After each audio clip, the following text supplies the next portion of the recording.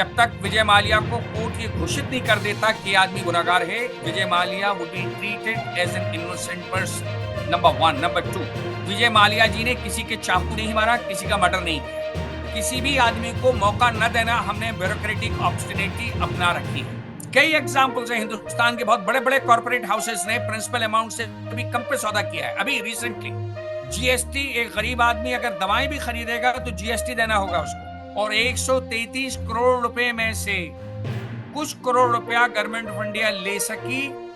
120 और 25 करोड़ रुपया आज भी उन्हीं के पास है, मेरे क्लाइंट्स के। मैं कहता रहा, खुद मैंने जज साहब को ऑफर किया, स्पेशल जज सीबीआई को, कई बार, we want to supply the urea, लेकिन प्रोसिक्यूशन की तरफ से, ब्यूरोक्रेसी की तरफ से नहीं, हमें नहीं चाहिए। चोरी भी तो साबित नहीं हो सकती। आप कैसे एलिगेशन लगा सकते हैं चोरी का? चोरी का ट्रायल तो हो नहीं सकता।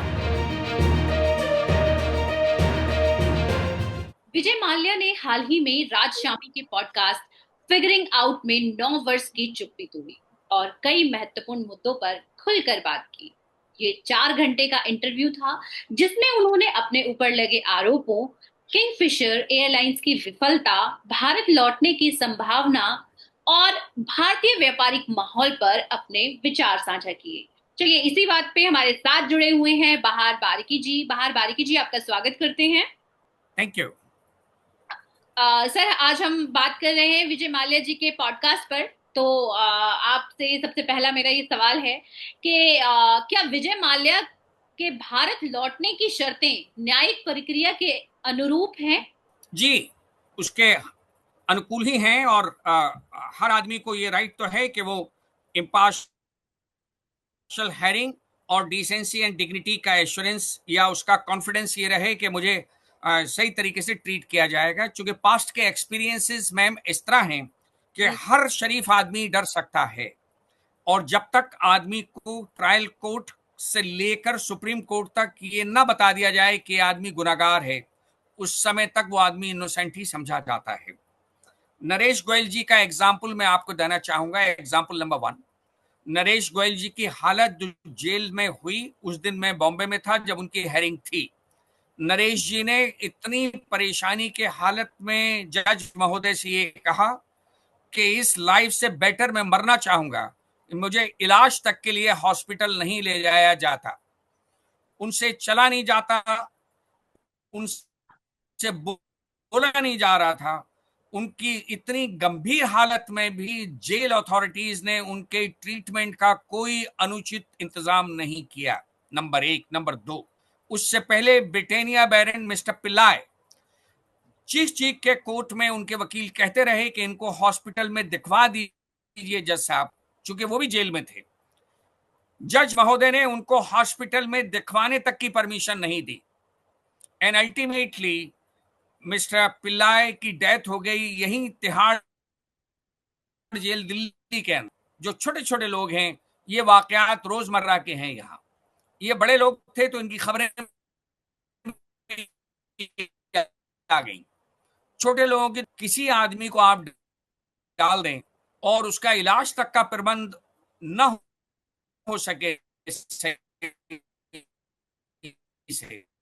उनकी ये शर्तें मेरी नजर में उचित शर्तें हैं। और इसमें क्या परेशानी है कि गवर्नमेंट ऑफ इंडिया ये एश्योरेंस और आश्वासन उनको दे दे कि हम डिसेंसी के साथ आपको ट्रीट करेंगे।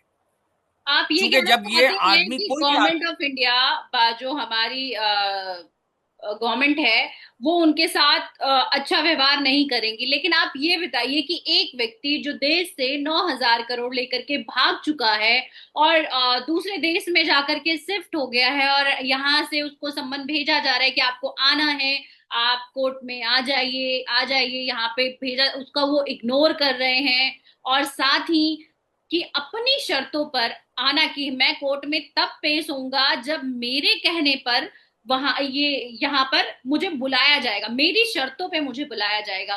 तो मतलब जो हमारी भारत की जो न्याय प्रक्रिया है, वो एक स्वतंत्र और एक सार्वभौमिक प्रणाली है।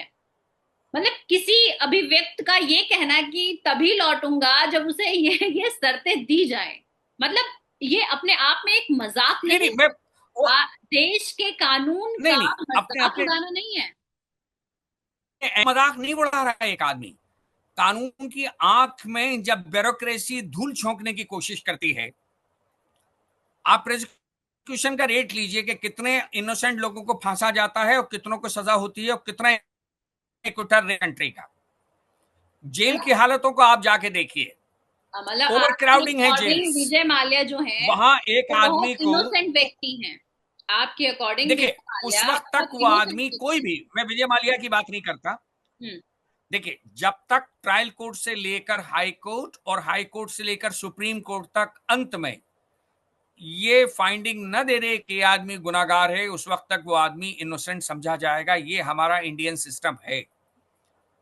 जब तक विजय माल्या को कोर्ट ये घोषित नहीं कर देता कि ये आदमी गुनाहगार है, Vijay Mallya would be treated as an innocent person, number one. Number two, Vijay Mallya ji ने किसी के चाकू नहीं मारा, किसी का मर्डर नहीं किया।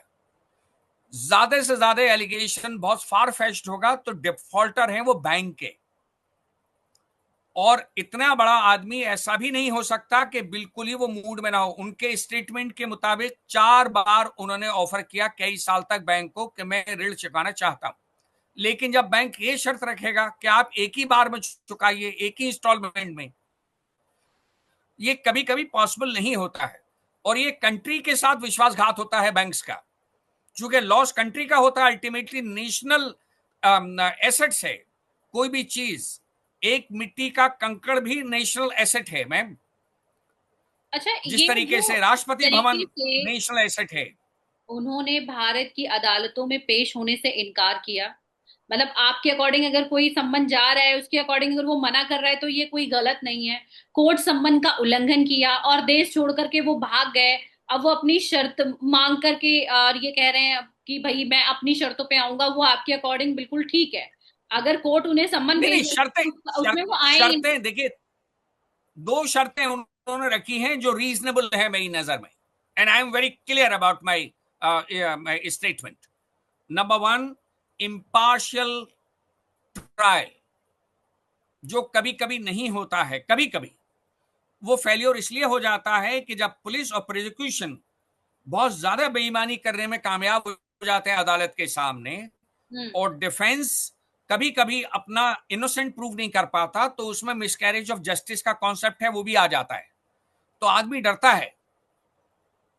अच्छा। मेरी समझ में नहीं आ रहा कि एक आदमी आने को तैयार है और आपका कर्जा चुकाने को भी तैयार है, तो इंस्टॉलमेंट लेने में प्रॉब्लम क्या है? आपने इतनी बड़ी एयरलाइंस को फेल करा दिया बैंक्स ने। तो आपने नरेश गोयल जी की इतनी तब बड़ी उन्हें जेट कहा एयरलाइंस को जा तबाह रहा कर है, दिया।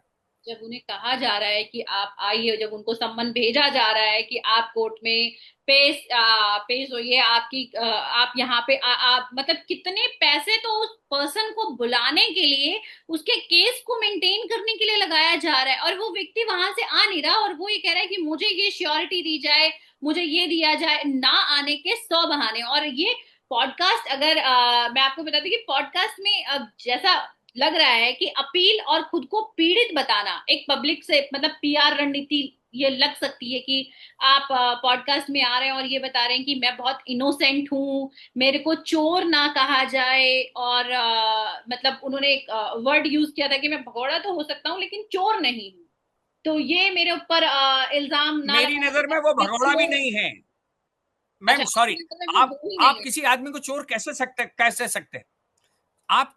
आई एम सॉरी, किसी अच्छा, भी ये आदमी बताइए को कि आप अगर चोर कैसे कह आपसे सकते मैं हैं? पैसा ले लूं और मैं आपको देने में आनाकानी करूं तो आप तो, आपके लिए तो मैं चोर ही हूं ना कि मैं आपका पैसा लेके भाग गई। वैसे ही वो गवर्नमेंट, और वो पैसा जो नहीं है मैम, इनडायरेक्टली वो आम पब्लिक पर जाता है। वो पैसा जो उसने बैंक ने दिया है वो बैंक का किसका पैसा दे रही है? जो उनके जो अकाउंट होल्डर्स हैं, जो उनके पास उनको दे रही, और वो कौन है? वो भारत की जनता है। वो जिन लोगों ने वहां अकाउंट खुलवाए उन्हीं का पैसा तो उनके पास गया है। अब इसमें जो आम लोग हैं उनकी क्या गलती है? एक व्यक्ति जो कर्ज ले रहा है, कर्ज लेकर के, और उन्होंने, और ये भी है कि उस पैसे से वो लंदन में जाकर के बिल्कुल अपना राजशाही तौर तरीका अपना रहे हैं, जिस तरीके का उनका वहां पे व्यवहार था, और आईपीएल के लिए टीम खरीद रहे हैं। वहां उनके पास पैसा है, लेकिन अब जो बैंक जहां वो डिफॉल्टर साबित हुए हैं वहां उनके पास देने के लिए पैसा बिल्कुल नहीं है। अब आपने सही वर्ड यूज किया उनके लिए। वो चोर तो नहीं है, डिफॉल्टर हो सकते हैं, लेकिन डिफॉल्टर भी अगर ऑफर कर रहा है क्लियर करने के लिए इंस्टॉलमेंट में, तो कैसे डिफॉल्टर होगा वो? आप एक आदमी को देखिए, इंडियन सिस्टम में सॉरी टू से किसी भी आदमी को मौका न देना, हमने ब्यूरोक्रेटिक ऑब्स्टिनेटी अपना रखी है। दूसरे कंट्रीज में मैम आसानी से यूएई दुबई डेवलप नहीं हो गया। उन्होंने डिफॉल्टर्स को भी बाहर नहीं निकाला देश से, डिफॉल्टर्स को भी जेल में नहीं डाला उन्होंने, डिफॉल्टर्स को उन्होंने मौका दिया बार बार। एक दुबई जो अभी 40 साल पहले हिंदुस्तान के सामने रेगिस्तान था, आज वो रेगिस्तान कहां से कहां पहुंचा। और एक देश नहीं है, दसियों देशों की एग्जाम्पल यही हैं जो हमारे सामने कुछ नहीं थे। बहुत से लोग जिन्होंने 40 बरस पहले उन कंट्रीज को विजिट किया है, जिसमें बहरीन है, जिसमें कुवैत है, जिसमें कतर है, जिसमें यूएई है, इवन सऊदी अरबिया है। आप ये तो देखिए कि उनकी इकोनॉमिक पॉलिसी किस तरीके से रही है कि उन्होंने दुनिया के सामने रेगिस्तान को जन्नत बना दिया, स्वर्ग। और हम कहां थे और हम कहां से कहां आ गए? बिकॉज हमारा ब्यूरोक्रेटिक ऑब्स्टिनेसी इतनी है कि हम पब्लिक को तो कुछ समझते ही नहीं। सर बात यहाँ पे ये हो रही है कि उन्होंने 9,000 करोड़ लिए, और वो जब एक स्टेटमेंट ऐसा कहीं लिखा भी नहीं है कि वो गए, उन्होंने सिर्फ अपने पॉडकास्ट में ये कहा है कि मैं थोड़ा अमाउंट देने गया था, और कहा ये जा रहा है कि 4,000 करोड़ वो देने जा रहे थे, जो कि उन्होंने जो अमाउंट लिया है उसका आधा भी नहीं था। तो मतलब थोड़ा सा एक इंडियन एक्सप्रेस की रिपोर्ट में लोन ऑफर्स में उनकी एक न्यूज जो आई है वो ये है कि वो देना तो चाह रहे थे, लेकिन 4,000 करोड़ देना चाह रहे थे। वो ये कह रहे हैं कि उनके पास पैसा नहीं है, पैसा नहीं है, तो फिर वो आईपीएल की टीम कहाँ से खरीद रहे हैं? वो जाकर के लंदन में एक अच्छी अच्छी मैम जगहों ऐसा, पे घूम रहे हैं, अपनी लग्जरी लाइफ जी रहे हैं, लेकिन व्यक्ति वो काम नहीं कर रहा कि मैंने किसी से अगर कर्ज लिया है तो मैं उसका कर्ज दूं। मैम यहां अनगिनत लोग ऐसे हैं जिन्होंने हजारों करोड़ रुपए के ऋण को कई सौ करोड़ में सेटल कर लिया है, बैंक ने सेटलमेंट कर लिया है। कई एग्जाम्पल, मैं नाम लेना नहीं चाहता उनका, आरबीआई है, आप आरबीआई रिसर्च करेंगी तो आपका पक्का वन हो टाइम जाएगा। Settlement. Why this discrimination to Mallya only? अच्छा, तो माल्या, विजय माल्या जी के साथ हजारों करोड़ का। पर्सनल दुश्मनी है? आई डो नॉट नो, लेकिन ऑब्स्टिनेसी जो है, हम्म। मेलाफाइडी जो है, बहुत से कंसिडरेशंस कहाँ कहाँ होते हैं हमें नहीं पता पब्लिक को ना। हो सकता है कुछ लोग इस चक्कर में हों कि साहब जब इसकी एयरलाइंस ठप होगी तो हम थ्रो अवे प्राइस में इसको खरीद लेंगे। बैंक्स के न जाने कितने करोड़ों रुपए की प्रॉपर्टीज लोग डिफॉल्ट जब कर देते हैं तो बैंक उन प्रॉपर्टीज का कब्जा ले लेती है। फिर अंडर टेबल डील होने के बाद में अगर 10 करोड़ की प्रॉपर्टी है तो उसको 2 करोड़ रुपए में उसको बेच दिया जाता है। Bank officials, I am sorry to say, खदशा ये लगता है और वहम ये होता है कि बैंक ऑफिशियल्स ने अंडर टेबल कुछ पैसे उनसे सेटल करके थ्रो अवे प्राइस में वो प्रॉपर्टी किसी आदमी की बेच दी। ये डेली होता है बैंक्स के साथ। और एक माफिया है बैंक के साथ जो लगा हुआ है, जो जो बैंक प्रॉपर्टीज को अटैच करके हासिल कर लेता है, कब्जा ले लेता है, हम्म। वो माफिया जो है बैंक ऑफिशियल से मिलकर थ्रो प्राइस पे चीजों को खरीद लेता है और दूसरे ही दिन वो प्रॉपर्टी 2 करोड़ की खरीद के 15 करोड़ की बेच देता है। इंस्टेंसेस हैं इस तरह के, अच्छा, ये मैं खोलना नहीं चाहता नाम। एनपीए नॉन परफॉर्मिंग एसेट्स नीति का उल्लंघन नहीं हो सकता? जैसे बैंकिंग सिस्टम को कानूनी और ऑडिट नियमों का पालन करना होता है। किसी भी सेटलमेंट ऑफर को केवल नैतिक आधार पर नहीं बल्कि वित्तीय संतुलन और सिस्टम की स्थिरता पर देखा जाता है। मैडम सिस्टम ये कहता है कि आप कंट्री के नेशनल एसेट्स को बर्बाद ना करें। उसमें सबसे पहली जिम्मेदारी गवर्नमेंट से स्टार्ट होती है और पब्लिक सेक्टर से स्टार्ट होती है। अगर वो 4,000 करोड़ दे रहे थे तो आप 4,000 करोड़ लेने के बाद में बाकी अमाउंट का सेटलमेंट करते जिससे आदमी अदा कर सके। आपने जहाजों को मतलब तबाह आप ये कर दिया। कहना चाहते हैं कि जितना पैसा वो दे रहे थे उसको लेकर के आप कम खर्चे की तरफ जाते हैं, कि मतलब 5,000 करोड़ का ही आपको लॉस होता, आप ये कहना चाहते हैं? लेकिन आपके इस देखिए, वक्तव्य में अगर देखा जाए, अगर इस तरह की चीज है, तो विजय माल्या जैसा जो बड़ा उद्योगपति भागने के बाद ऑफर देकर जो बच निकलता है, ये एक गलत एग्जाम्पल नहीं बनता हमारे लिए कि भारत में हम ये भी कर सकते हैं कि ज्यादा से ज्यादा पैसा अब आप सेटलमेंट करो? अब आप कंपेयर करें कि वो इंडिया नहीं आ रहे हैं आज की तारीख में, तो जीरो अमाउंट मिल रहा है बैंक्स को। और अगर वो परमानेंट नहीं आ रहे हैं तो 4,000 करोड़ भी गया जो वो दे रहे थे। वो ज्यादा बेटर था, तो ये ये तो जीरो वो अमाउंट ज्यादा कहावत हो बेटर गई है। कि भागते चोर नंबर की नंबर दो, लंगोटी अच्छी। नेक्स्ट नेक्स्ट नहीं नहीं नहीं, नेक्स्ट नेक्स्ट पॉइंट। अभी तो बहुत से ऑर्डर्स यूके कोर्ट के इस तरह के हैं जिसमें उन्होंने एक्स्ट्राडाइट करने से मना कर दिया लोगों को, इंडियन कंडीशंस के अनुसार। आप बताइए, एक मर्डर के एलिगेशन जिस आदमी पे लगे, जिसका नाम नदीम नदीम श्रवण, आपने सुना होगा मर्डर केस, गुलशन कुमार के मर्डर का, जी जी। उस मर्डर के एलिगेशन पे हम उस आदमी को एक्स्ट्राडाइट करके नहीं ला सके। इसलिए यूके कोर्ट ने कहा कि इंडियन कंडीशंस जेल की बहुत खराब है, हम इस आदमी को वहां नहीं भेज सकते। अच्छा, आप अभी अभी भी विजय ये कह माल्या रहा जी है 9 साल से वहां कि हैं, आपके अनुसार अभी तक तो कोर्ट ने उनके खिलाफ कोई फाइनल फैसला किया नहीं कि आप इंडिया जाइए। लेकिन ये एक तरीके का गलत एग्जाम्पल नहीं है कि भारत में मतलब व्यक्ति लोन ले ले और उसके बाद वो विदेश भाग जाए तो वो सारे पैसों और कर्जे से मुक्ति पा सकता है, क्योंकि हमारी न्यायिक व्यवस्था अच्छी नहीं है।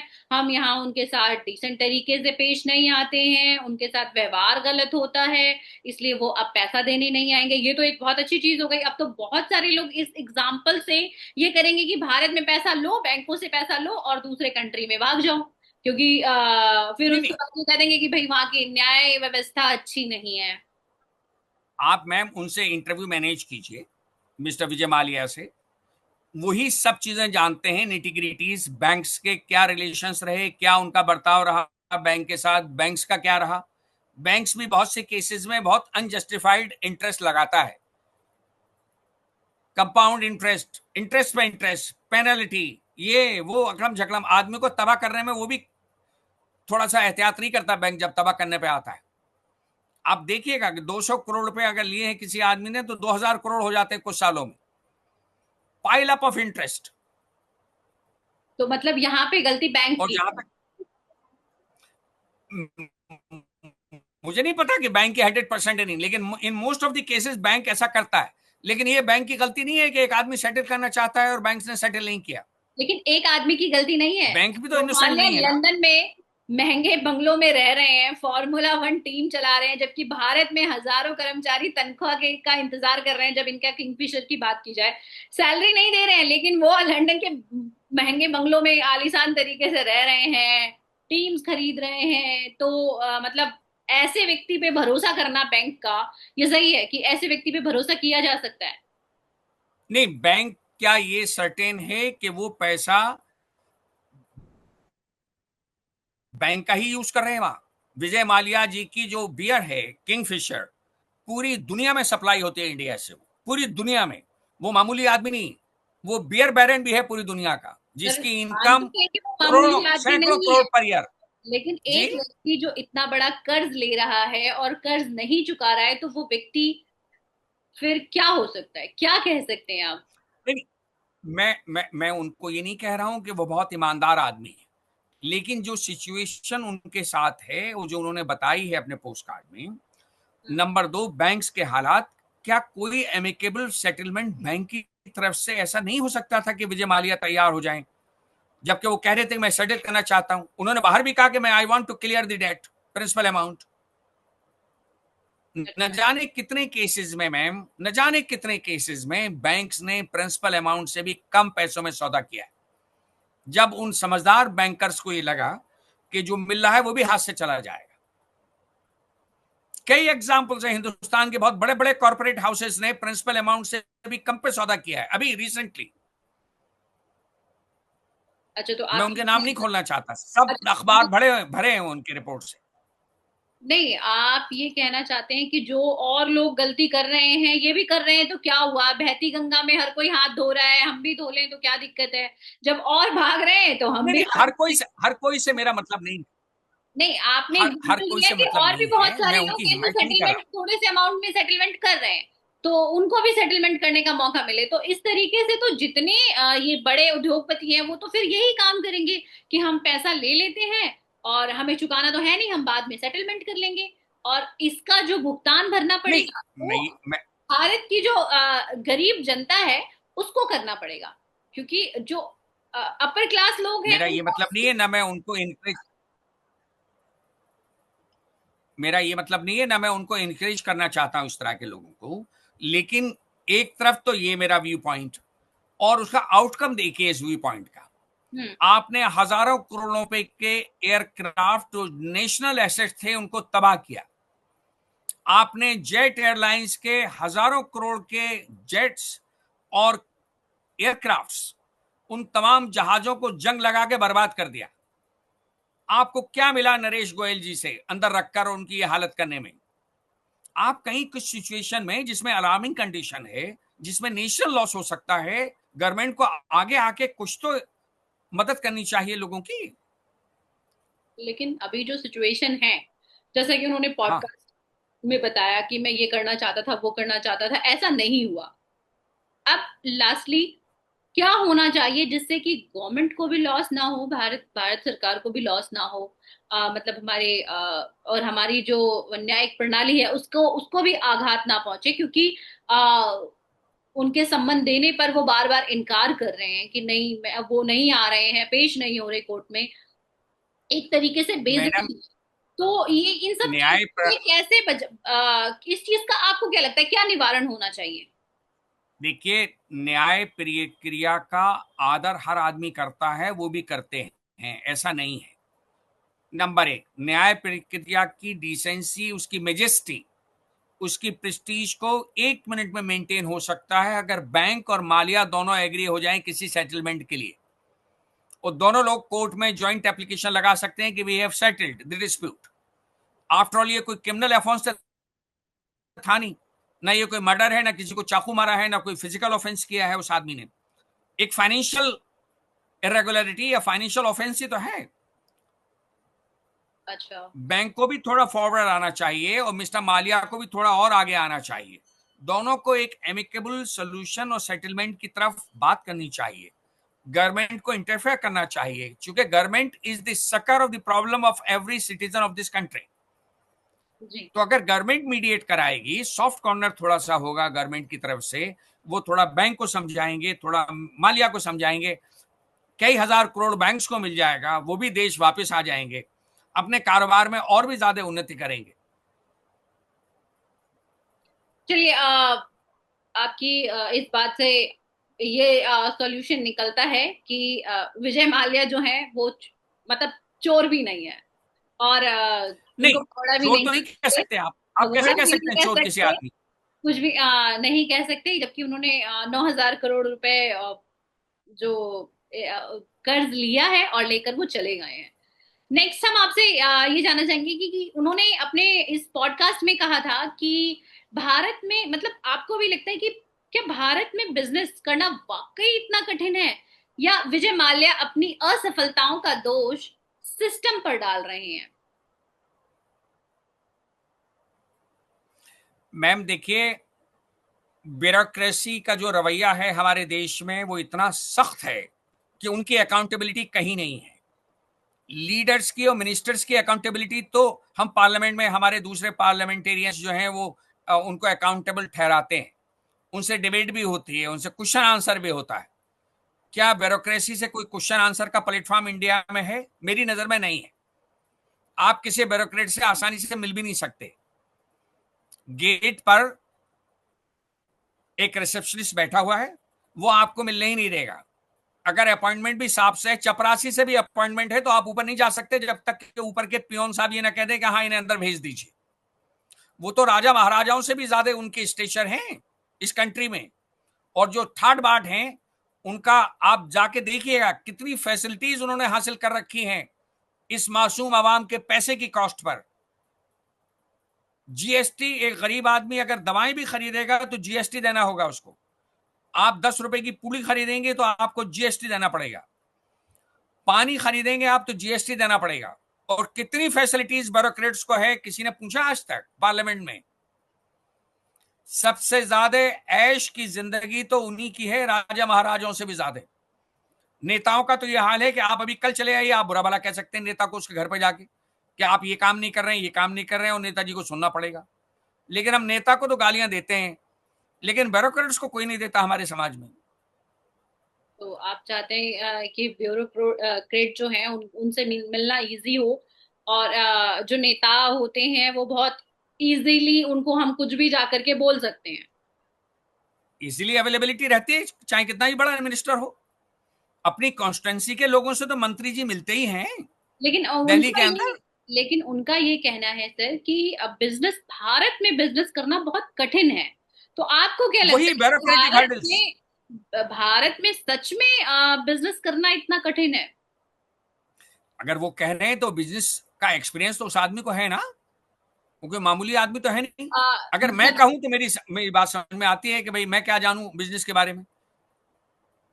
तो आप ये जो स्टार्टअप इंडिया और मेक इन इंडिया है जैसी योजनाएं जो भारत सरकार ने चलाई हैं, आप इन सब चीजों को नहीं मानते कि ये सही है?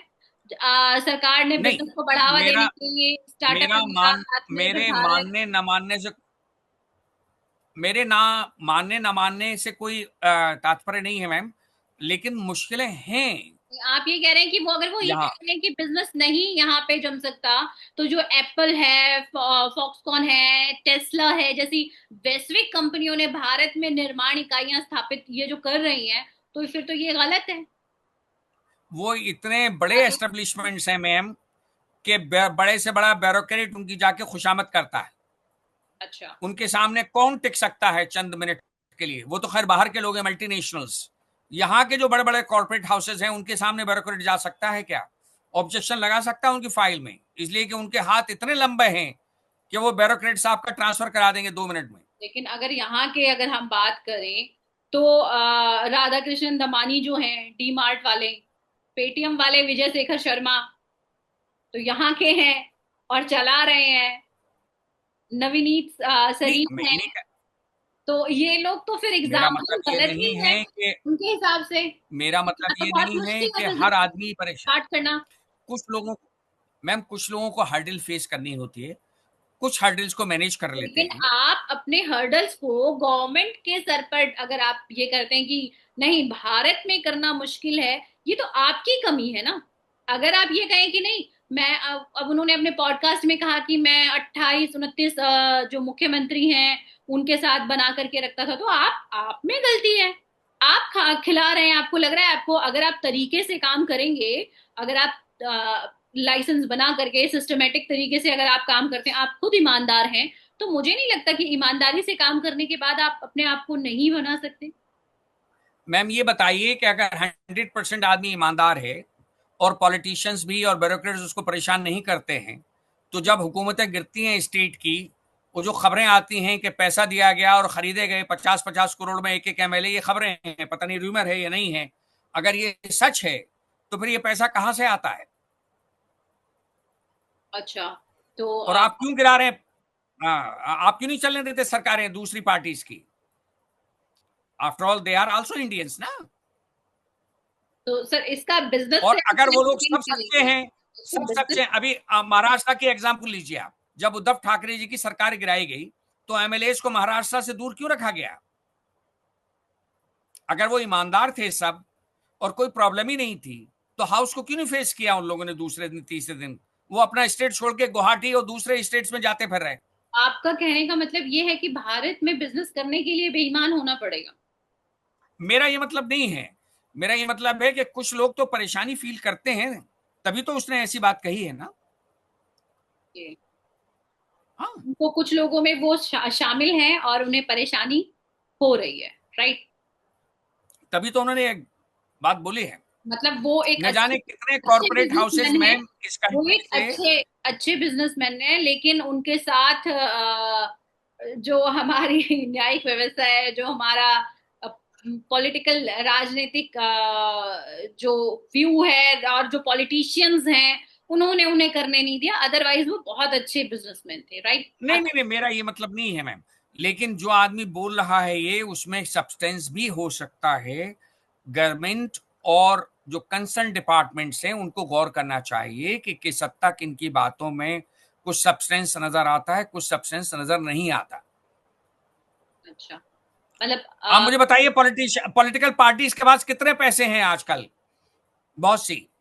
जो रूलिंग पार्टी है उसके पास में पैसे अगर हैं, हम्म। इलेक्ट्रल बॉन्ड के बारे में कोई अकाउंटेबिलिटी नहीं होगी। वो तो उनका ये क्या अपना इंडिकेट पार्टी करता है? फंड भी होता है, पार्टी फंड भी होता है, वो तो अपना इकट्ठा करते हैं। लेकिन बात यहाँ बिजनेस की हो रही है। अगर हम भारत की बात करें, 2014 में जो भारत 142वें स्थान पर से सीधा 2020 में 63वें स्थान पर छलांग लगाई है world bank easy of doing business index में, राइट। तो जो इस तरीके का जो ग्रोथ हम देखने को हमें मिल रहा है, जो कि डिजिटल इंडिया, ऑनलाइन रजिस्ट्रेशंस, जो एकल खिड़की प्रणाली है, ये जो चीजें हैं, इसका मतलब फिर ये ठीक नहीं है। नहीं नहीं, वो ठीक है, ऐसा नहीं कह रहा हूं मैं। मोदी जी ने भी काफी चीजों को सुधारने की कोशिश की, लेकिन अकेले मोदी जी काफी नहीं है मैम। जब हर ब्यूरोक्रेट जो है वो हर्डिल पैदा करेगा, तो prime minister is not suppose to interfere everywhere. वो प्राइम मिनिस्टर के बारे में तो कुछ नहीं बोला यहाँ उन्होंने, पे ना जो गवर्नमेंट के बारे में बोला उन्होंने। ब्यूरोक्रेट हैं वो गलत हैं, गवर्नमेंट मेरी भी। नजर में बहुत हद तक ब्यूरोक्रेट्स रेस्पॉन्सिबल हैं जो बिजनेस में ऑब्स्ट्रक्शन क्रिएट करते हैं। ओके, आपके अकॉर्डिंग कैसे हम इस चीज से निजात पा सकते हैं? आपके अकॉर्डिंग इसका सॉल्यूशन क्या है? देखिए, मैं कोई इस देश का बहुत बड़ा इंटेलेक्चुअल नहीं हूं, और ना मैं किसी ऐसी पोस्ट पे हूं कि ये तमाम चीजों का सोल्यूशन आपको बता सकूं फ्रैंकली।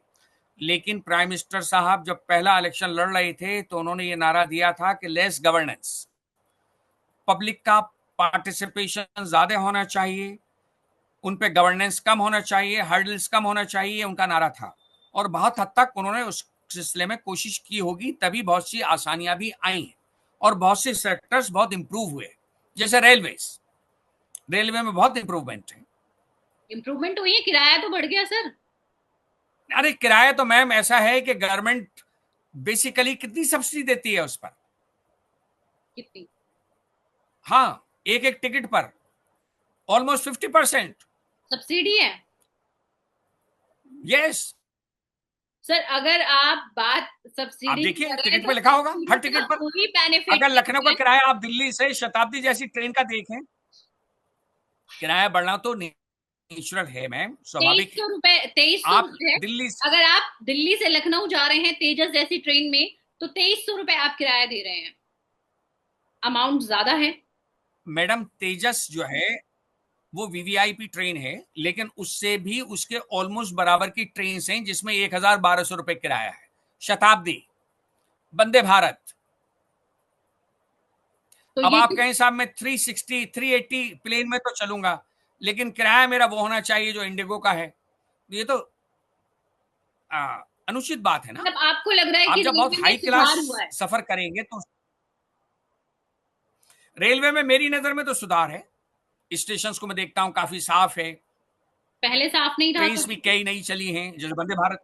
आई एम सॉरी, पहले क्या कहा साफ आपने? नहीं रहा करती थी रेलवे स्टेशन पहले उतने साफ? सफाई नहीं थी मैम, इतनी सफाई नहीं थी। मैंने देखा कि स्टेशन काफी साफ रहते हैं, रेलवे में काफी इंप्रूवमेंट है ओवरऑल। किराया बढ़ना तो स्वाभाविक भी है। अच्छा। और ट्रेन्स जो लेट हो रही हैं और जो सुविधाएं नहीं है ट्रेन्स के अंदर, अगर आप देखेंगे तो सफाई नहीं रहती, ऑन टाइम नहीं वो चलती, किराया प्रॉपर वो चाहिए होता है। वो दुखद की बात है। ट्रेन की टाइमिंग जरूरी है, और मैंने विदेशों में बहुत सफर किया, मैंने देखा वो लोग तो 2 मिनट भी उनकी ट्रेन लेट नहीं होती, 2 मिनट। हम्म। हमारे यहाँ अनफॉर्चुनेट है, ट्रेन लेट होती है। जी। सुविधाएं जो हैं मेरी नजर में तो ठीक ठाक सी हैं, कोई बुरी भी नहीं है। अच्छा, आपको सुविधाएं सही लग रही हैं? मेरी नजर में तो ठीक है। ओके, हम आते आप हैं। किसी भी ट्रेन में, राजधानी में, शताब्दी में, वंदे भारत में, आप उसमें सब लिखा हुआ है कि इस फोन नंबर पे आप फोन कर दीजिए। अगर टॉयलेट गंदा है वो आप फोन कीजिए, आदमी आएगा सब साफ कर देगा। सर ये आपको कहीं सुविधाएं लग तो रहा है पहले भी गंदगी थी। है कंपार्टमेंट के अंदर, आप सर फोन कर दीजिए, वो आएगा स्वीपर फौरन साफ कर देगा। ये सुविधाएं तो पहले भी थी। ये सुविधाएं पहले भी थी, लेकिन किराया और इतना किस तरह नहीं की था। सुविधा होनी चाहिए मैम किराया ट्रेन में? इतना ज्यादा नहीं था जितना कि अभी कर दिया गया है। अभी इस टाइम पे किराए जो, अगर आप आज से 10-12 साल पहले जाएंगे और अभी के किराए में जाएंगे तो आपको डिफरेंस दिखेगा। लेकिन अगर बात क्वालिटी की जाए तो क्वालिटी बिल्कुल नहीं है। ऐसा नहीं है कि बहुत ज्यादा हम उसमें आ गए हैं। वंदे भारत एक दो आपने निकाल दी तो इसका मतलब ये नहीं कि ये बहुत बड़ा अचीवमेंट है, क्योंकि अगर वंदे भारत है तो उसका किराया भी उतना है। चलिए वो आपके डिस्टेंस को कम कर रही है, लेकिन आप फेयर भी तो ले रहे हैं। और दिल्ली या कहीं भारत में जो अगर भारतीय रेल की अगर आप बात कर रहे हैं तो करोड़ों लोग पूरे भारत में सफर करते हैं, और वो भी ट्रेन से करते हैं।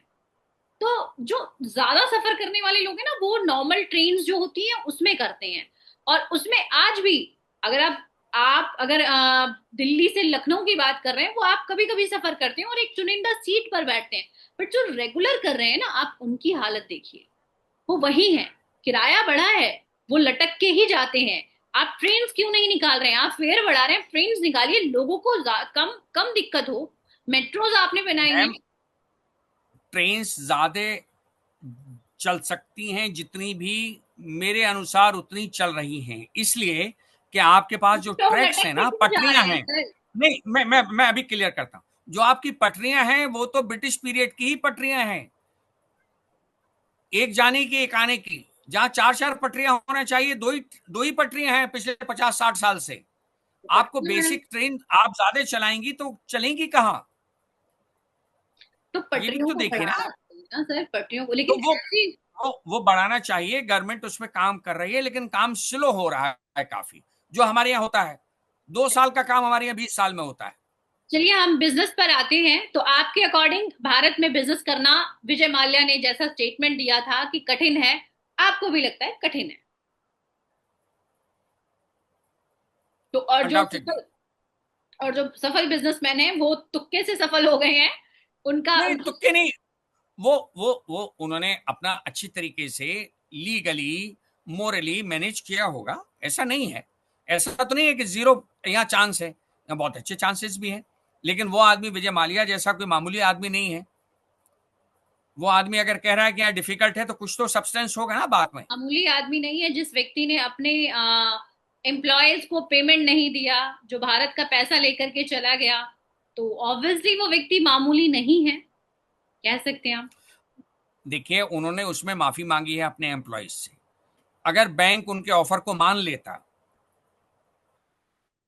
और गवर्नमेंट बीच में इंटरफेयर करती तो वो एम्प्लॉयज की भी प्रॉब्लम का सोल्यूशन हो जाता। ऐसा तो नहीं है कि वो बैंक को कर्जा उतारने के बाद कह देते कि नहीं, मैं एम्प्लॉयज को जीरो दूंगा, मैं दूंगा ही नहीं। ना उन्होंने बैंक को एक कर्जा दिया, ना अपने एम्प्लॉय को पैसा दिया, कुछ नहीं किया। उसके बावजूद आप कह रहे हैं कि आप उन पर गलत एलिगेशंस नहीं लगा सकते हैं, और वो 9 साल नहीं के नहीं नहीं, बाद अपने एम्प्लॉय मैं से मैं माफी मैं मांग रहे हैं। आप मैम, आप जनरलाइज मत कीजिए। आप किसी आदमी को चोर नहीं बता सकते। मैं इस पे ऑब्जेक्शन है मेरा। अच्छा। एलिगेशंस लगाइए आप, जहां जहां गलती है। डिफॉल्टर हैं वो, आई कैन अंडरस्टैंड। वो डिफॉल्टर बैंक के भी हैं, वो लेकिन एम्प्लॉयज के नौ भी हो साल सकते के हैं। बाद अपने एम्प्लॉय को ये कहते हैं कि मैं माफी मांगता हूं कि मैंने उनकी सैलरी नहीं दी, और मैं उनके लिए गुनहगार हूं। 9 साल के बाद वो इस बात के लिए माफी मांग रहे हैं। लेकिन आप सोच करके देखिए कि उनके पास जो काम करने वाले आम लोग आ रहे होंगे, उनकी जिंदगी उस सैलरी पर चलती है। उन्होंने किस तरीके से उस चीज को मैनेज किया होगा। कुछ लोग इस उम्मीद में भी लगा काम कर रहे होंगे कि कोई बात नहीं, 2 महीने 4 महीने बाद हमें सैलरी तो मिलेगी। अगर उन्हें लास्ट में नहीं मिली, तो आप सोचिए कि उनकी सिचुएशन कैसी हुई होगी। उसका जिम्मेदार कौन है? मैं ये इस तरह की जो मैं हार मैं लोगों ने झेली है। आपने एक इंटरव्यू में कहा था कि जो हमें टेररिस्ट टाइप में, कि हमें जिस चीज से परेशानी हो रही है, हमें नुकसान हो रहा है, हम भय में हैं। एक व्यक्ति जो इस चीज में डर रहा है यार कि आज मैं गया हूं, आज की सैलरी मिलेगी कि नहीं मिलेगी, उस पर भी पेनल्टी लगा करके गवर्नमेंट को देना चाहिए। तो क्या यहाँ पे विजय माल्या को उन लोगों को पैसे नहीं देने चाहिए जो उनके पास कर्मचारी थे, और वो इस डर से भी कि मुझे पता नहीं तनख्वाह मिलेगी कि नहीं मिलेगी, फिर भी वो आके काम कर रहे हैं? मैम, उनको बिल्कुल देना चाहिए। उसका तो कोई एक्सक्यूज ही नहीं हो सकता। लेकिन मेरी प्रॉब्लम दूसरी जगह है। मैं वहां लाना चाहता हूं आपको और आपके इस प्रोग्राम को, कि अगर बैंक कुछ सेटलमेंट करता, हल्का फुल्का भी सिंपैथाइजर होकर, तो उससे एम्प्लॉयज को भी पेमेंट मिलने लगता और बैंक को भी मिलने लगता। नेट रिजल्ट आज की तारीख में यह है कि ना तो बैंक को मिला है और ना एम्प्लॉयज को मिला है। अब आप आ जाइए, चलिए विजय माल्या जी बगैर किसी शर्त के आ जाते हैं या हमारी गवर्नमेंट उनको एक्स्ट्राडाइट करके ले आती है, आप कोर्ट में उनको पेश करते हैं। नहीं, मैं ये कहना चाह रहा था मैम कि बहुत से केसेस में जहां ब्यूरोक्रेटिक इंटरफेरेंस अननेसेसरी होने लगता है, हम्म। वहां तो परेशानियां आती हैं। कहीं कहीं स्मूथ सेलिंग रहती है, वहां परेशानियां नहीं आती होंगी। सब्जेक्टिव या ऑब्जेक्टिव स्टडीज का कोई क्वेश्चन नहीं है, डिपेंड करता है person to person, establishment to establishment. बहुत से ऐसे भी हैं जो बिल्कुल जमीन से चले आसमान की ऊंचाइयां छू रहे हैं, वो भी इंडिया में हैं। ऐसा नहीं है कि हर केस के साथ यही है, लेकिन जो दूसरा बयान कर रहा है वो भी बात सही है। अच्छा, आप दोनों बिजनेस का बात दोनों ही पक्ष को सही ठहरा रहे हैं। नहीं नहीं, सही नहीं ठहरा रहा हूं मैं, एनालिसिस कर रहा हूं। अच्छा, चलिए ठीक है।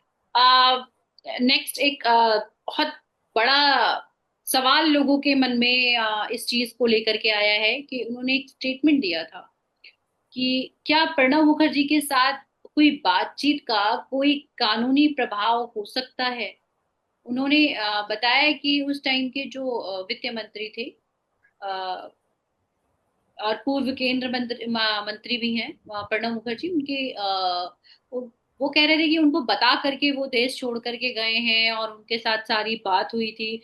जिस तरह के एलिगेशंस एक पूर्व केंद्र मंत्री पर लगाए जा रहे हैं, क्या ये वो अपनी छवि को बचाने के लिए कर रहे हैं, या सच में आपको लगता है कि ऐसा कुछ है? नहीं, मुझे नहीं पता कि ये क्या है और क्या नहीं है। मैं उस समय ना मौजूद था, ना उसका कोई प्रूफ इस तरह का है। और उनका स्टेटमेंट ये नहीं है प्रणब मुखर्जी जी के बारे में। उन्होंने खाली ये कहा है कि 2008 में जब मंदी का टाइम चल रहा था, तो मैंने एयरलाइंस के संचालन को कम करने की अनुमति मांगी थी, लेकिन ऐसा न करने और बैंकों से समर्थन मिलने का आश्वासन दिया गया।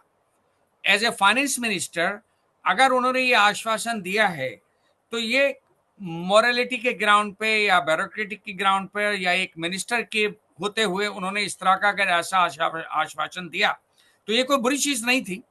लेकिन आश्वासन के बाद में शायद बाद में वो एक्सपेक्टेशन जो मालिया जी कर रहे थे वो नहीं हासिल हो सका, ये कॉम्प्लिकेशंस हो सकती हैं।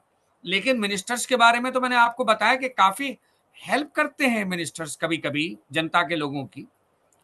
मिनिस्टर से मिलना बहुत आसान है, ब्यूरोक्रेट से मिलना असंभव है इस देश में।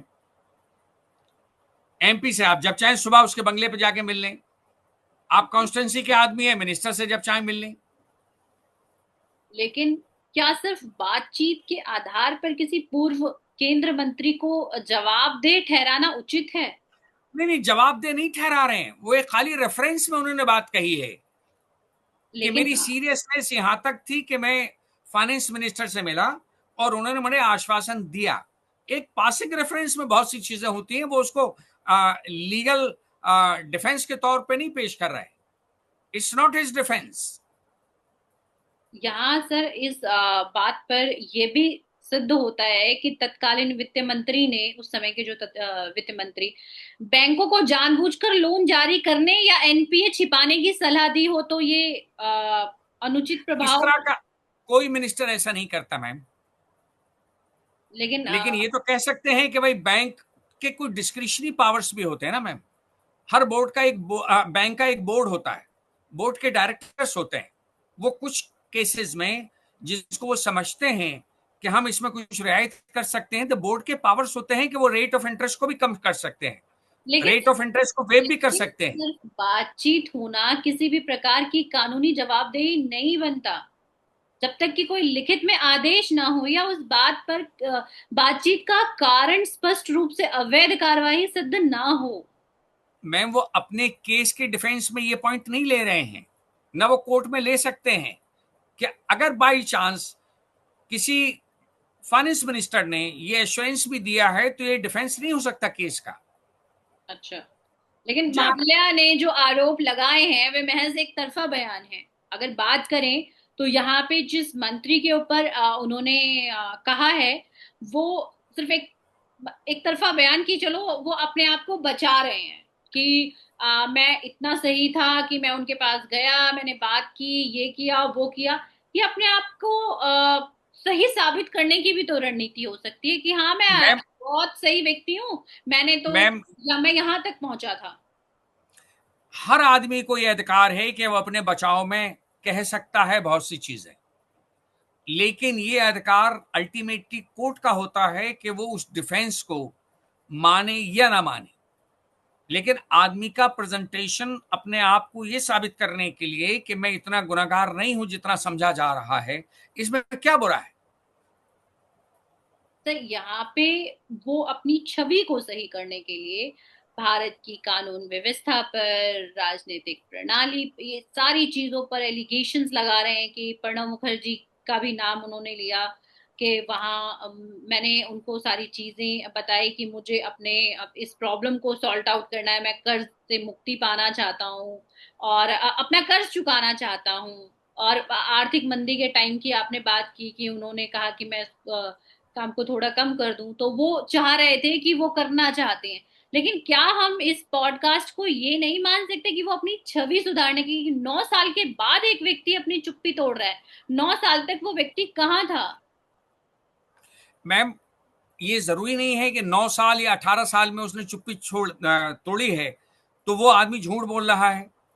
ऐसा तो नहीं है ना, वो न्याय प्रणाली पे कोई एलिगेशंस लगा रहे हैं, उनका ये मतलब नहीं है। लेकिन जो पिछले एक्सपीरियंसेस हैं, अगर मुझसे आप कहेंगी तो कुछ एक्सपीरियंसेस ऐसे मैंने देखे हैं, जैसे मैंने नरेश गोयल जी का एग्जाम्पल दिया, मैंने आपको मिस्टर पिल्लाई का एग्जाम्पल दिया, जेल की कंडीशंस हिंदुस्तान की उसका एग्जाम्पल दिया, overcrowding in the jail का एग्जाम्पल दिया।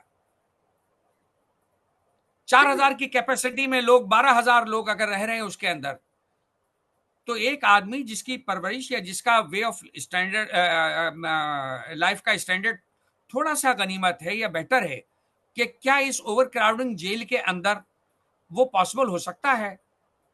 उसकी हेल्थ अफेक्ट नहीं करेगी, उसकी जान खतरे में नहीं होगी। इन लोगों की जानें नहीं गई जिनके एग्जाम्पल मैंने आपको दिए हैं।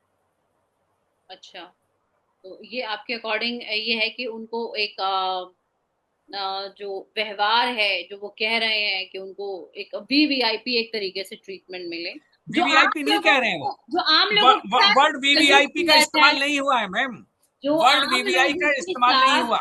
जो आम वर्ड जो लोगों है के खाली साथ ये है रवैया निष्पक्ष। अपनाया जाता है, जो आम गुनहगारों के साथ, या आम कह लीजिए डिफॉल्टर, आपने डिफॉल्टर कहा, तो डिफॉल्टर के साथ जिस तरीके का अपनाया जाता है वो विजय माल्या के साथ ना अपनाया जाए, क्योंकि उनकी बॉडी उस चीज को अफोर्ड नहीं कर पाएगी, मतलब वो उस मैम माहौल क्या में नहीं रह पाएंगे, या उस तरीके का मैम, बदसलूकी नहीं चाहते हैं। विजय माल्या जी को टॉर्चर करने का अधिकार तो किसी सिस्टम को नहीं है ना।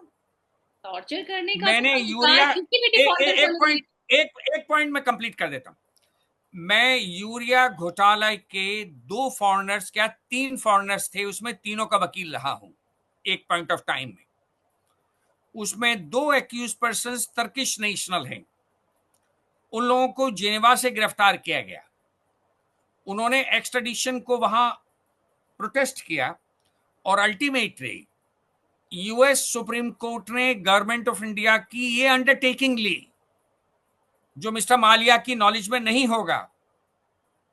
गवर्नमेंट ऑफ इंडिया ने ये अंडरटेकिंग दी है कि जिस तरह का खाना ये चाहेंगे प्राइवेटली जेल के अंदर मंगवा सकते हैं। इनकी कंडीशंस इंडियन नेशनल से अलग होगी। इनका वकील जब चाहेगा इनसे जेल में मिल सकता है, जो आमतौर पर नहीं मिल सकता इंडियन वकील इंडियन से जेल के अंदर। इन लेकिन तमाम कंडीशन मैं कंप्लीट कर देता हूं। इन तमाम कंडीशंस के साथ उन लोगों को स्विट्जरलैंड से इंडिया भेजा गया, और वो अपनी मर्जी का ही खाना खाते थे, जेल का खाना नहीं खाते थे। मैं कोर्ट में देखता था, उनका एक वकील साहब जो और थे, उनके घर से खाना पक के आता था जेल के अंदर, और जेल के बाहर वो खाना खाया है उन्होंने। तो अगर मालिया ये कंडीशन लगा रहे हैं, तो क्या गवर्नमेंट ऑफ इंडिया ने ये अंडरटेकिंग स्विट्जरलैंड में नहीं दी है? तो आप लेकिन इंडियन नेशन को क्यों नहीं दे सकते?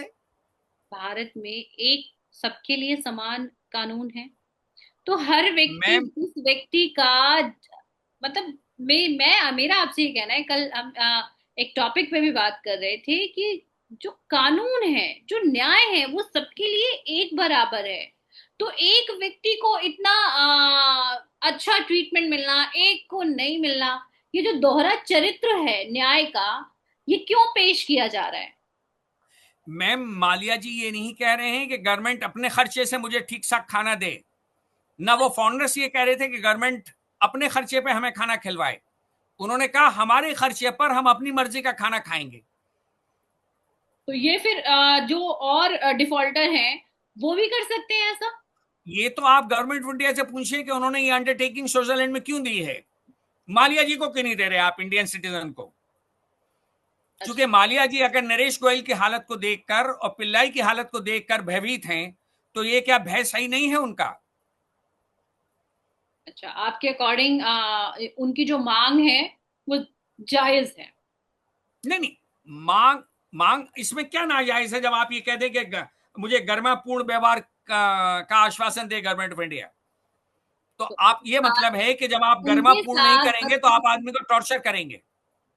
इसमें तो गवर्नमेंट को तैयार हो जाना चाहिए वहां। इसमें क्या प्रॉब्लम है? आप लेकिन ह्यूमन डिग्निटी, ह्यूमन राइट्स का हिस्सा नहीं मानते? बड़े बड़े पॉलिटिशियंस को अरेस्ट किया जाता है। हमने अभी हाल हम्म। में देखा कि दिल्ली के मुख्यमंत्री को अरेस्ट किया गया था, कई विधायक को अरेस्ट किया गया। सबके साथ एक ही रवैया। ऐसा नहीं है कि उन वो गरिमामयी व्यक्ति नहीं है या उनके पास पैसा नहीं है, लेकिन जो हमारी कानून व्यवस्था है वो उनके साथ तो वैसा ही पेश आ रही है जो वो आम लोगों के साथ आ रही है। तो ये कहना कि नहीं, जब मेरे साथ इस तरीके से सलूक करेंगे, ये करेंगे, वो करेंगे, मेरे कहने के अनुसार कानून व्यवस्था चलेगी तो मैं आऊंगा और तो मैं पेश होऊंगा, नहीं तो मैं नहीं आऊंगा। ये नहीं कह रहे हैं वो, आप ट्विस्ट कर अगर रही हैं। यही चीज जो यहाँ के मुख्यमंत्री थे, दिल्ली के मुख्यमंत्री थे, दिल्ली के विधायक कई सारे जिनको अरेस्ट किया गया, अगर वो भी यही बात कहना शुरू कर देते तो फिर तो अरेस्ट, क्योंकि वो अरेस्ट हो गए, क्योंकि वो पकड़े गए। अगर वो भी भाग जाते तो सब ऐसे ही भाग जाएंगे छोड़ करके। मैम ऐसा नहीं है, वो इतना फारफेश नहीं है। जी। इतने फारफेश भी नहीं है। नेताओं को पता है कि एक दिन उनको बाहर जाना है, और वही जेल अथॉरिटीज जो आज उन्हें अंदर किए कल 50 काम लेके उस नेता के पास पहुंचेंगे। इसलिए उनका व्यवहार उनसे अलग होता है।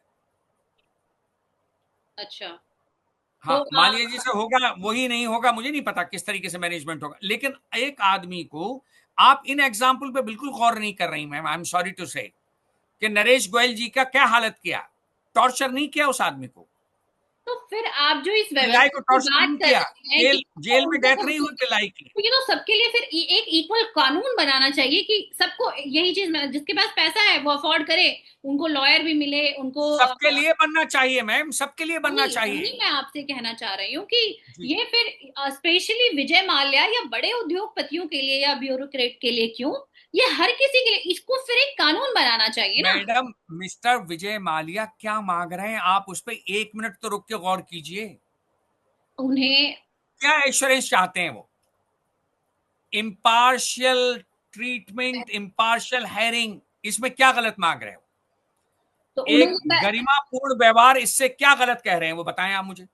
अगर गवर्नमेंट इस पर तैयार नहीं हो रही, इसका मतलब कि गवर्नमेंट जो है टॉर्चर करना चाहती है। अच्छा, गवर्नमेंट ने उनको ये मना कर दिया कि नहीं, हम आपको इस तरीके से नहीं। ये पूछिए, जब उन्होंने ये शर्त रखी है तो क्यों नहीं रेस्पॉन्ड किया कि यस वी आर रेडी? आप कई केसेस में आम सिटीजन को दूसरे कंट्रीज के गारंटी दे चुके हैं। Supreme US Switzerland supreme court के रिकॉर्ड में वो गारंटी है तो कि हम आपके इनके अकॉर्डिंग साथ जो कैसा उनकी ट्रीटमेंट मांग है करेंगे। उसको गवर्नमेंट को मान लेना चाहिए और उन्हें बुला लेना चाहिए। क्या मुश्किल है इसमें? आप डिसेंट बिहेवियर का एश्योरेंस नहीं दे सकते? After all we are a civilized country. तो आप ये मानते हैं कि जो भारत की न्यायिक व्यवस्था है वहां पे डिसेंट व्यवहार नहीं है? कोर्ट में डिसेंट व्यवहार है, लेकिन मैम कोर्ट को मिसरिप्रेजेंट किया जाता है कभी कभी। कैसे? आदमी अंदर बीमार है जेल के अंदर, मैं बताता हूं आपको, मैं तो देखता हूं ना। आदमी जेल के अंदर बीमार है, हम्म, आदमी ने एप्लीकेशन लगाई जेल से कि साहब मुझे प्राइवेट हॉस्पिटल में दिखवा दीजिए। जी। जेल की तरफ से हमेशा ऑब्जेक्शन आता है कि नहीं साहब, हम तो अंदर ट्रीटमेंट इनका कर रहे हैं सही। आप मुझे ये बताइए, इसमें क्या आपत्ति है कि अगर आदमी ये कहता है कि मैं प्राइवेट हॉस्पिटल में इलाज कराना चाहता हूं, क्या मुश्किल है कि आप उसकी मर्जी का भी इलाज नहीं करा सकते? उसकी लाइफ से ज्यादा इंपॉर्टेंस है क्या जुडिशरी नहीं, जो या व्यक्ति जिएगा सिस्टम? तभी कोई इंसाफ और गुनहगार हो सकता है। या मान लीजिए कि जिस देखिए, तरह जब वो जिंदा होगा मैम, जब उसकी लाइफ चलती रहेगी तभी भी वो सजा भुगतेगा ना। आप डेड बॉडी को तो सजा नहीं दे सकते। जी। तो उसको सजा देने के लिए भी और कानूनी व्यवस्था को अच्छा रखने के लिए उसकी हेल्थ की केयरिंग भी उसका पार्ट एंड पार्सल है। जब उसकी सेहत जवाब दे देगी हम्म। और अगर वो मर जाएगा, ऊपर वाला ना करे, तो आप किसको सजा सुनाएंगे? मैं जनरल बात कर रहा हूं। अब मैं उस समय जब आपसे मेरी बात डिसकंटिन्यू हुई थी, वो ये हुई थी कि ये सिचुएशन, एक सिचुएशन ये देखिए कि विजय माल्या जी 4,000 करोड़ रुपया ऑफर कर रहे थे, आपने नहीं लिया। हम्म। आज वो बाहर हैं, अगर आप उनको नहीं ला पाए तो वो 4,000 करोड़ भी गया जी। और एम्प्लॉयज को वो पैसे देते, वो भी गए। आप उनको ले आते। आज भी वो कहते हैं कि अगर मेरे साथ ऐसा व्यवहार हो तो मैं आने को तैयार। तो जब आप आने को तैयार हैं तो मुझे ये विश्वास है कि वो आदमी इस हालत में है कि अभी भी वो बहुत बड़ी रकम बैंक को दे सकता है, एम्प्लॉयज को भी पेमेंट कर सकता है आदमी। वहां रखने में, उसको ना आने में क्या मिल रहा है हमारे सिस्टम को, मेरी ये समझ में नहीं आ रहा।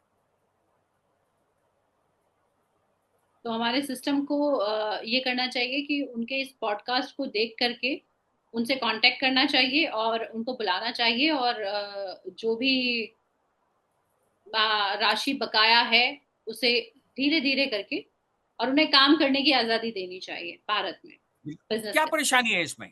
ये नेशनल एसेट्स का डेवलपमेंट होगा ना मैम, इसमें नुकसान क्या है? अगर कुछ लोगों की ईगो इससे अटैच है तो इसका तो कोई इलाज नहीं हो सकता। जी। वो आदमी अगर लाइफ में कभी नहीं आए तो क्या 1 रुपया ले पाएंगे आप उससे? नहीं तो जो और अगर आता है और 10 रुपए भी देता है तो दे रहा है ना कुछ। ये तो दया दिखाने वाली बात हो गई। विजय नहीं माल्या नहीं जी दया मैम, दिखा दें तो पैसा मिल जाएगा, ना दिखाएं तो देखिए पैसा नहीं मिलेगा। Ma'am, Vijay Mallya after all is a Indian national. हम अपने नेशनल को अगर कुछ कंसेशन देकर उसके एसेट्स को भी बढ़ाएं, बैंक के एसेट्स को भी सिक्योर करें, एम्प्लॉयज की पे भी इंश्योर करें, इसमें क्या बुरा है? क्या कोई एमिकेबल सेटलमेंट नहीं होता? रोजाना कोर्ट में एमिकेबल सेटलमेंट होते हैं मैम हमारे यहाँ, एंड जजेस अप्रिशिएट इट। जजेस बहुत खुश होते हैं, पार्टी आपस में तय कर लेते हैं इश्यूज को ये जो और वो बढ़ावा देते हैं इस तरह के। वन टाइम सेटलमेंट होता है, इस पर भी तो किया जा सकता है one time one settlement. Time settlement में ही वो कह रहे थे कि भाई मुझसे इतना ले लीजिए। अच्छा। और आपने 4,000 करोड़ रुपए ठुकरा दिया। तो उनका ये कहना भी है कि बैंक का ये कहना है कि 4,000 करोड़ तो जो राशि है उससे भी आधी है। मुझे नहीं पता कि कितना टोटल उन पे ड्यू है, कितना नहीं है। 9,000 करोड़ की बात की जा रही है, जबकि पॉडकास्ट में 9,000 with interest, penalty interest, compound interest के साथ होगा जहां तक मैं समझता हूँ। 6,000 हजार समथिंग आसपास में है। मुझे लगभग अमाउंट नहीं पता, लेकिन क्या पेनल्टी और इंटरेस्ट को वेव नहीं किया जा सकता? क्या किया नहीं है बैंक्स ने? प्रेसिडेंट्स हैं, एग्जाम्पल्स हैं इसकी मैम। प्रिंसिपल अमाउंट से भी कम पे बहुत से केसेस में बैंक सेटल करता है जब वो ये देख लेता है कि इस पे 50 करोड़ रुपया हमारा निकल रहा है। हम्म, लेकिन हम बहुत जोर लगाएंगे तब भी कानूनी तरीके से भी 50 की जगह 40 ही ले पाएंगे इससे। क्योंकि वो देने में और अगर सक्षम नहीं। 40 नहीं लिया तो 40 भी मारा जाएगा। तो एक कुछ कंस्ट्रेनिंग सिचुएशन ऐसी होती है जिसमें बैंक का बोर्ड और बैंक ये फैसला करता है कि 40 करोड़ भी हाथ से चला जाएगा, इसलिए 50 करोड़ जो प्रिंसिपल अमाउंट है उससे कम करके 40 प्रिंसिपल अमाउंट ले लीजिए। मतलब आप ये कहना चाहते हैं बैंक को जितना मिल रहा है उतने में वो संतुष्टि करे और ले करके सेटल करे। मैं यही कह रहा हूं, बैंक को चाहिए ज्यादा से ज्यादा लेने का पूरा प्रयास करे। जी। बैंक ज्यादा से ज्यादा लेने का प्रयास करे। बैंक उनसे इंग्लैंड में मीटिंग अरेंज कराए, इसमें क्या दिक्कत है? बैंक के रिप्रेजेंटेटिव जाके बात कर ली, एमिकेबल सेटलमेंट वहां इन राइटिंग हो जाए। थ्रो एम्बेसी यहाँ आ जाए कोर्ट में, उनके केसेस विड्रॉ उनके खिलाफ हो जाए, बैंक और उनमें एक रिलेशनशिप दोबारा डेवलप हो जाए, ये नेशनल डेवलपमेंट का एक छोटा सा पार्ट है। मैम, दुनिया के बहुत से देशों ने इसलिए भी तरक्की की कि उन्होंने डिफॉल्टर्स को जेल में डाल के उनकी जिंदगियां खराब नहीं की, उन्होंने उनको चांस दिए। आपके अकॉर्डिंग मेरी अप्रोच है। आपके अकॉर्डिंग उन्हें चांस मिलना चाहिए और यहाँ बुलाना चाहिए, और बिल्कुल। जो भी क्या नुकसान है इसमें? जो भी नो अमाउंट हार्म। मिल रहा है, और उनका ये जो वो माफी मांग रहे थे, तो आपके अकॉर्डिंग वो हो सकता है कि उन जो कर्मचारी थे उनके, उनको वो पैसा भी दे दे। अब बैंक के ऑफिशियल्स को उनसे क्या प्रॉब्लम है कि थ्रो एम्बेसी एक मीटिंग अरेंज करें वहां? जी। देखिए, एमिकेबल सेटलमेंट के लिए ये जरूरी नहीं है कि मालिया जी यहाँ आए तो वो बैंक्स में जाते फिरे। Bank through embassy, Indian embassy वहां है, इंग्लैंड की एम्बेसी यहां है, दोनों एम्बेसीज को आप कन्विंस करके एक मीटिंग उनसे अरेंज कराइए, रीस्टार्ट द कंप्रोमाइज प्रोसेस। और मैं आपको बताऊं ब्यूरोक्रेसी की मैं क्यों मुखालफत करता हूं इंडिया में, अब मुझे याद आ गया। मैं यूरिया घोटाले में डिफेंस काउंसिल था फॉरेनर्स की तरफ से। हम्म। मेरे क्लाइंट कोर्ट में ऑफर करते रहे कि हम यूरिया सप्लाई करना चाहते हैं, हम्म। प्रोसिक्यूशन हमेशा मना करता रहा हमें यूरिया नहीं चाहिए। आज तक एक आउंस यूरिया नहीं ले सकी गवर्नमेंट ऑफ इंडिया, और 133 करोड़ रुपए में से कुछ करोड़ रुपया गवर्नमेंट ऑफ इंडिया ले सकी। 120 और 25 करोड़ रुपया आज भी उन्हीं के पास है, मेरे क्लाइंट्स के। पूरी गवर्नमेंट लग गई उसमें, पूरा पैसा भी नहीं ले सकी, ना ले पाएगी। हम्म। ये ब्यूरोक्रेटिक ऑब्स्टिनेसी का नुकसान होता है नेशनल एसेट्स के लिए। मैं कहता रहा, खुद मैंने जज साहब को ऑफर किया, स्पेशल जज सीबीआई को कई बार, we want to supply the urea, लेकिन प्रोसिक्यूशन की तरफ से, ब्यूरोक्रेसी की तरफ से नहीं, हमें नहीं चाहिए। उनके अपने इंटरेस्ट थे, जो उनको बाहर की तफरी होती थी फॉरेन कंट्रीज में जा जाकर। सुन लें आप, अगर सेटल हो जाएगा तो केस खत्म हो जाएगा, तफरी कैसे होगी? अच्छा। जी। अगर मान लीजिए कि ये जो आर्थिक मंदी में उन्होंने कहा था कि उन्हें फायदा पहुंचाने की कोशिश की गई थी, मंत्री जो हमारे प्रणब मुखर्जी हैं, अगर ये बात साबित हो जाता है कि प्रणब मुखर्जी ने जानबूझकर माल्या को बैंक से गैर कानूनी रूप से लाभ दिलवाया है, तो ये एक गंभीर कानूनी मामला भी बन सकता है, अगर ये बात साबित हो मैम, जाती है। ये तो हाइपोथेटिकल ऑब्जर्वेशन हैं आपके। अब वो प्रणब मुखर्जी साहब भी नहीं है और ना ये कोई ग्राउंड बनता है डिफेंस का। ये तो मैंने कहा आपसे कि पासिंग रेफरेंस लेकिन में जब उन्होंने तक बात कोई रेफर। ठोस दस्तावेज साक्ष्य सामने नहीं आता, तब तक ये बयान सिर्फ राजनीतिक बयानों की श्रेणी में ही आता है। मैं नहीं कहता, ये हाइपोथेटिकल ऑब्जर्वेशन हैं, और उन्होंने किस कॉन्टेक्स्ट में कहा है, क्या इससे ले पाएंगे वो मुझे नहीं पता। मुझे नहीं लगता कि कोई राइटिंग में होगा एश्योरेंस। लेकिन इसका बेनिफिट्स तो मिलेगा ना, एक पॉलिटिकल पर्सन जो उस समय वित्त मंत्री थे, उसकी छवि मैम, प्रूफ कैसे होगा? हाँ, मिनिस्टीरियल एश्योरेंस जो है वो बैंक्स पे तो पाबंद नहीं है ना, bank was not bound by it. अगर इस बात वो की तो एज ए जांच किया हेड, गया, as a head head of inquiry the की जाए, फाइनेंशियल अफेयर। हर चीज की इंक्वायरी होती है, इसकी भी इंक्वायरी की जाए तो चीजें पॉसिबल हैं, देखा जाए तो उस समय अगर कुछ मैं रिटर्न होता है, मैं रिटर्न नहीं कह होता है सकता तो, इसमें ज्यादा कुछ। हाँ, अगर रिटर्न। इसमें मैं कुछ ज्यादा नहीं कह सकता। चलिए ठीक है।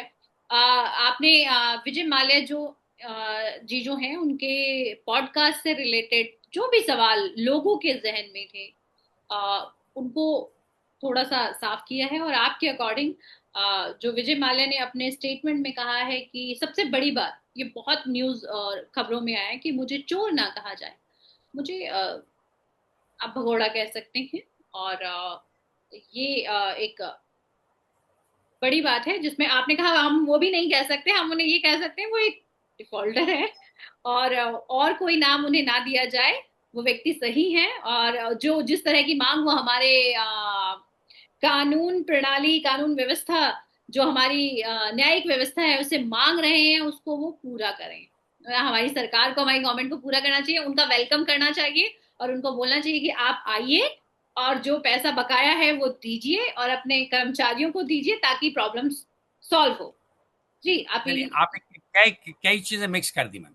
देखिए, उनको डिफॉल्टर बनाने में बैंक्स का भी कोई रोल है या नहीं है? बैंक से पैसा लेंगे तो बैंक या बैंक बिल्कुल ही इनोसेंट है?